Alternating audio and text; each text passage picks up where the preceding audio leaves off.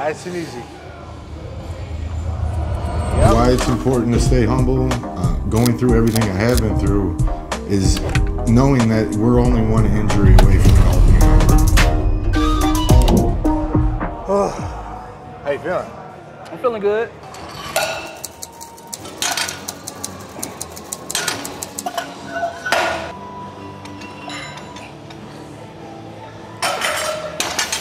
I slow down a little bit.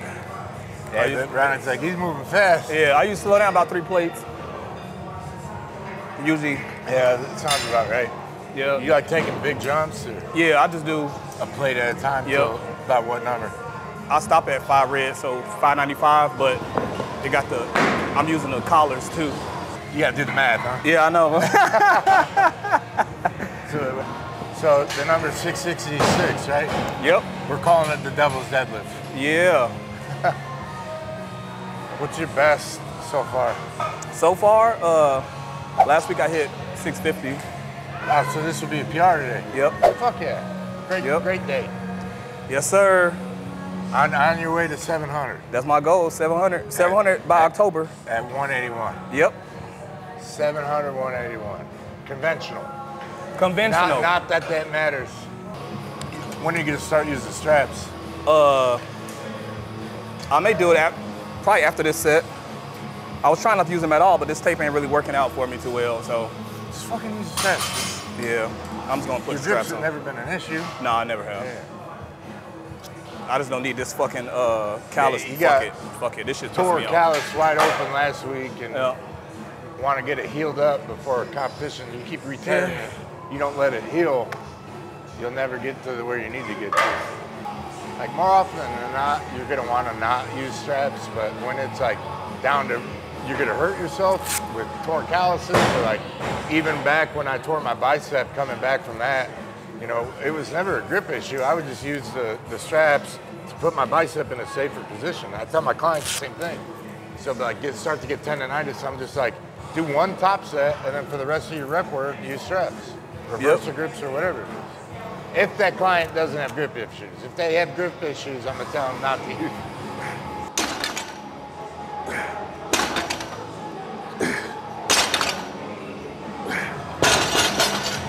So when will you start pulling singles? Since my jump's so big, I generally don't. I will after this one. So I'll do this for maybe a double.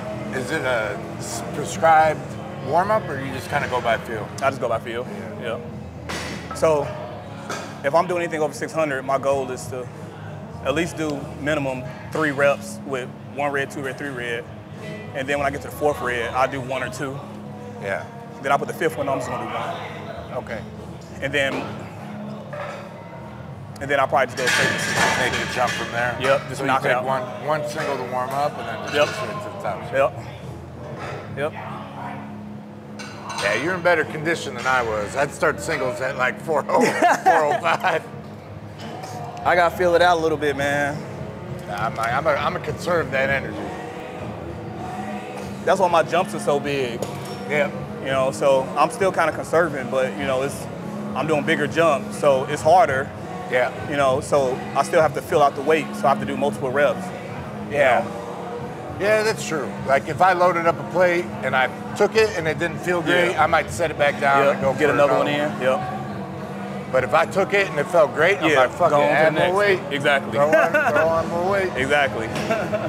Generally speaking, you get to that. You don't miss much in training though. Like I don't ever see failed reps. No, it doesn't happen often. Yeah. You know, I try to make sure what I can do is exactly what I can do. I don't try to overdo it. Yeah. So I don't fail often. Usually if I fail, it's more lack of sleep or terrible diet the night before or something. But that's pretty rare. Yeah, generally, you're on it. Yeah. You come in prepared, you do your, I know you worked with Squat University, and you're still doing the prescribed warm-up. Yep, 45-minute warm-ups. Yeah, Jesus. I don't even think I work out that long. I'm sweating pretty good before I even start, so. That's a good recommendation though. Like I try to get clients to buy into that. Like you should be sweating before you even touch a barbell. Whether it's band work or body weight, or I like using Aerodyne just to get blood flow and then So you know you warmed up, man. Yeah, but you do a lot of mobility on top of that. Take care of your body. The older you get, the more mobility. But you're about my age, right? 37. Yep, 37. Now? Yep. Yep. That's when you're feeling it. Yep. I hit about 35. I said, yeah, we got to change some stuff up. I can't walk in here and just start lifting weights. I got to at least do a nice solid warm up, man. Yeah. I can remember days where it would be a chest. This is before I powerlifted, but I would just walk into the gym, straight from my car, walk straight to a bench press and load 3 plates on. Those were the days. Yeah, the whole gym's looking at me like, what the fuck is this guy doing? Boy. Those days are long gone. Oh yeah. Oh yeah. I'm warmed up with 5 pounds.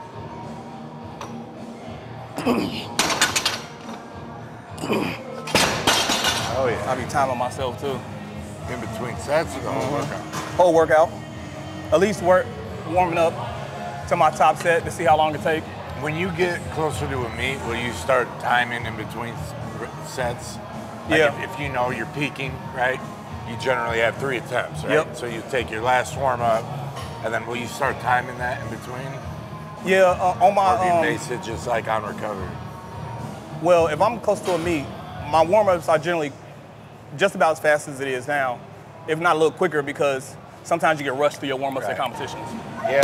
But when I get to that first, let's say first attempt, or whatever that is in the gym I'm doing, I know my top set, I know I would have roughly 10 minutes from my last warm up to my top set, and then from my first to my second attempt is roughly about 10 minutes. So what I do is I tell myself 7 minutes. Yep. And then, I know by the time at 7 minutes, I'm getting up, I'm putting my belt back on and getting back in the zone. And by the time I get on that bar, I should be at like 8-9 minutes. But this is how I see it too. Like a lot of guys miss this factor getting ready for meet preparation, is that they'll like go into the gym, okay, I got to hit 700 today. And then they don't time themselves at all and just give themselves plenty of recovery. It takes them a 2 to 3 hour window to get up to 700. And then they get to the meet and they're like, oh, the meet moved much faster than I thought I was. And then by the time I got up there, I was gassed. Yeah. I'm like, well, simple solution to that. Yeah. You fucking put yourself on a timer. Put yourself on a timer. But a lot of guys, if you don't have that meet experience, you're not going to know. You're not going to know. And people, they always think they could do what they do in the gym at the comp. But it's like you're moving way slower. Yeah. And more than likely, it's not an SPD day. And even if it is, you're still moving slow. Right. So it's like you got to move faster and so you can see how that feels. Not only that, but I think something a lot of athletes don't talk about is like controlling the adrenaline. Yeah. Right? Because if you get ramped up for squats and then you're coasting through bench, by the time you hit that, you start coming down. You're coming down. You gotta maintain an even kill throughout the whole meet. Controlled aggression through the whole meet. Like I really try not to use pre-workout at all on meet day. Oh yeah. Because you'll get that spike, but then you crash. Then you crash. You have to keep taking that caffeine. Yeah, you take that. My heart can't take it. My shit will explode on the platform.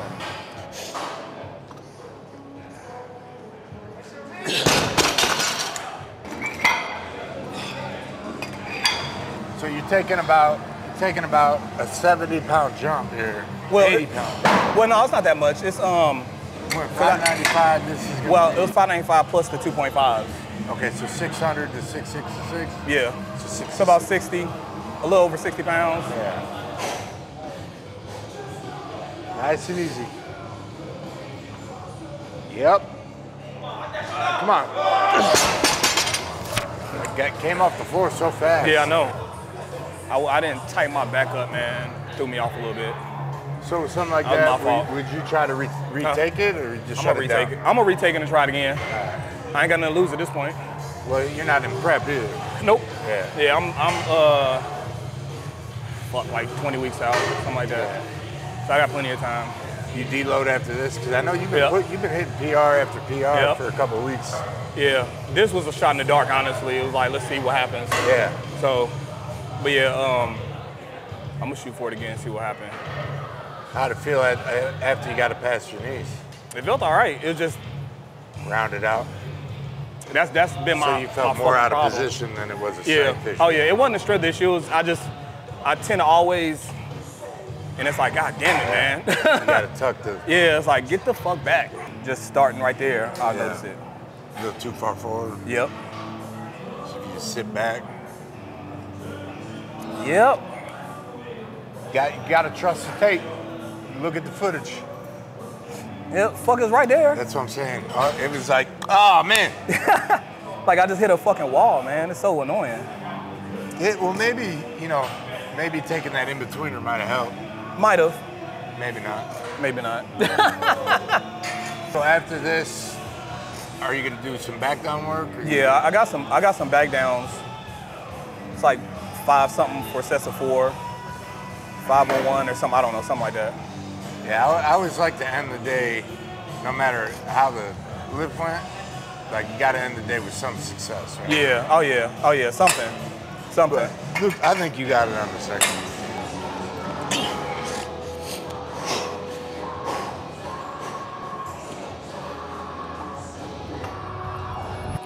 Ain't happening.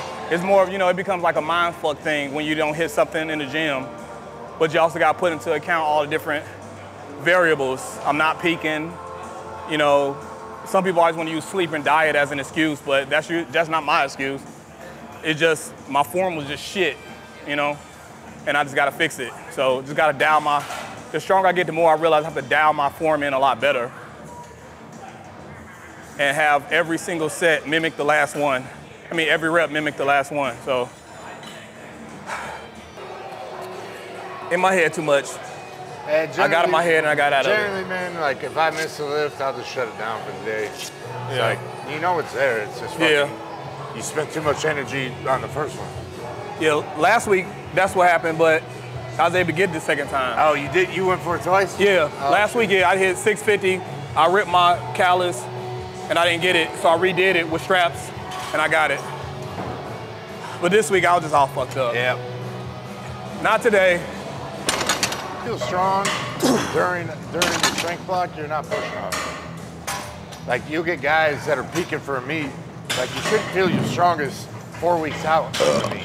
You should feel pretty beat up and sore going into the meet, questioning yourself, and then that way when you recover, that's when you peak.